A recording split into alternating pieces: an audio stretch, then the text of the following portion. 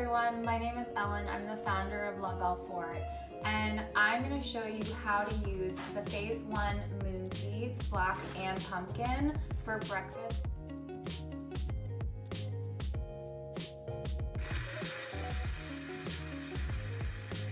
I have all the seeds ground up in the mason jar, so I'm going to use a little scooper to scoop and put it in my smoothie.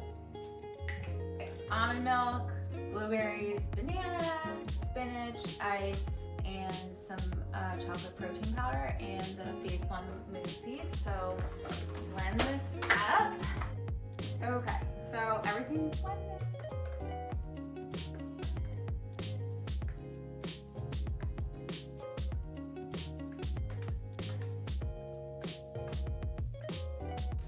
So I put the moon seeds in the smoothie, but the other option, if you want, is use it as a topper. So you can just scoop it, sprinkle it on top,